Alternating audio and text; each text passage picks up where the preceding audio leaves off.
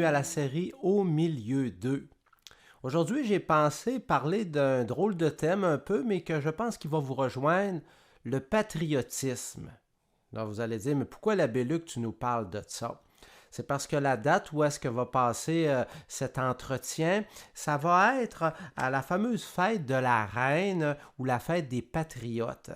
Mais là, moi, je ne veux pas t'en mettre l'importance sur le patriotisme civil, mais peut-être sur le patriotisme religieux. Et là, je vais définir qu'est-ce que j'entends par là. Est-ce que ça veut dire tanner le monde par rapport à notre foi ou tenir solide dans une société qui peut-être se déchristianise, peut-être se prend ses distances avec Dieu? Alors, c'est peut-être plus sur ce thème-là que je voudrais travailler. Encore une fois, j'ai choisi un beau texte biblique qui est dans Galates 2, dans le 20e verset. Ce n'est plus moi qui vis, mais c'est le Christ qui vit en moi. Très belle parole de Saint Paul. Ce n'est plus moi qui vis, mais le Christ qui vit en moi. Alors, comment tenir dans une société où est-ce que peut-être que les valeurs chrétiennes sont moins là, ça ne veut pas dire qu'ils sont plus là plus du tout. Au niveau de la pratique religieuse, des gens qui vont affirmer leur foi, c'est plus difficile aujourd'hui. Alors, comment tenir sans être frustré, sans être agressif? Alors, comment tenir? Laisser vivre le Christ en nous. Une personne qui est patriote, c'est une personne qui va combattre. Une personne qui croit en une cause juste et noble. Alors, ceux qui le font pour le gouvernement, qui font pour leur pays, c'est un peu ça qu'ils ont à l'intérieur d'eux. Alors, ceux qui le font au niveau religieux, c'est parce qu'ils ont vécu quelque chose, ça leur tient vraiment à cœur. Alors, la question que j'aurais peut-être à te poser, c'est est-ce que présentement tu te sens solide dans ta foi?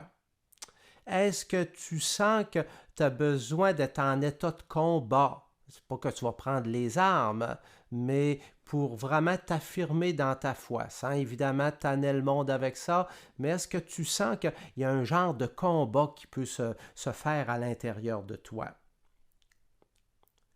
C'est quoi qui donne la solidité dans l'adversité? Comment qu'on fait pour être solide? Alors, cette fameuse parole, ce n'est plus moi qui vis, mais c'est le Christ qui vit en moi.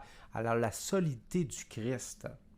Faire l'expérience. Alors, avez-vous vécu dans votre vie une expérience religieuse, une expérience de foi? Alors, dans la foi, ce n'est pas avant tout les idées, mais c'est une expérience. Oui, on peut débattre d'idées, essayer d'expliquer des choses, mais la foi, c'est avant tout une expérience avant que ça soit des idées. Alors, c'est quelque chose qui rejoint le cœur, l'être profond, avant que ça rejoigne l'intelligence, même si ça rejoint quand même l'intelligence. Alors, on ne donne jamais sa vie pour des idées, mais on donne sa vie pour quelqu'un qui est Jésus, le Christ, le ressuscité. On va dire, par exemple, si quelqu'un veut venir à ma suite, qu'il renonce à lui-même, qu'il porte sa croix et qu'il me suive en Matthieu 16, 24. Quand on veut suivre le Christ, ce n'est pas toujours évident, mais Jésus nous a avertis d'avance. Il faut porter notre croix. Être un patriote, c'est pas courir après la souffrance, mais c'est d'être réaliste que le chemin ne sera pas toujours facile. C'est lui qui assure la solidité de toute la construction dans Éphésiens 2, 21. Alors la solidité, c'est vraiment Jésus le Christ ressuscité. La solidité n'est pas basée sur nous-mêmes comme personne, même si on a des super de belles qualités, mais elle est basée sur Jésus-Christ. J'ai été faire des petites recherches sur Internet, il y a tellement d'informations. Je vous ai sorti par exemple les 4 piliers de la foi, qui est la vérité, l'amour, l'unité, la sainteté. Alors je le répète, les 4 piliers de la foi, la vérité, l'amour, l'unité, la sainteté. Alors, ça va vous permettre justement d'être un patriote, c'est-à-dire une personne qui va se tenir solidement, en paix, pas frustré, pas amer. Parce que c'est bien beau de se tenir solide, mais si vous développez de l'amertume, de la frustration, vous n'êtes pas dans la lignée de Jésus-Christ. Peut-être qu'il y a des purifications à faire dans votre vie. Un patriote, ça donne sa vie. Alors, il y a 3 mouvements pour donner sa vie. Il faut premièrement reconnaître que Dieu a donné sa vie en premier. Alors, c'est lui qui l'a donné en premier. Après ça, on va contempler le Christ qui donne sa vie. On va lire les Écritures, on va méditer sur les Écritures.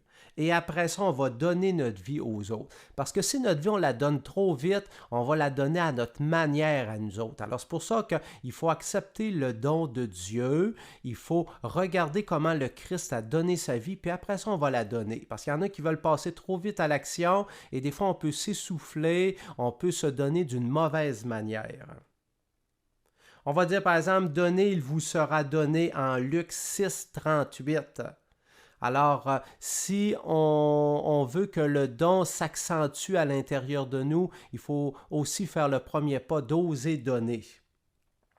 Celui qui sème peu, moissonne peu. Ça va dire un peu la même affaire que l'autre parole que je viens de vous dire. Ça, c'est en 2 Corinthiens 9, 6. Chacun donnera selon les bénédictions de Dieu en Deutéronome 16, 17. Alors Dieu, il te bénit, alors fais confiance, il est là avec toi, puis il t'invite à te donner. Un patriote, c'est quelqu'un qui se donne, un patriote de Dieu, que c'est Jésus-Christ qui passe en premier. Comment servir Dieu? C'est un autre document que j'ai lu sur Internet. Alors on sert Dieu par la foi, dans la communauté et par notre exemple.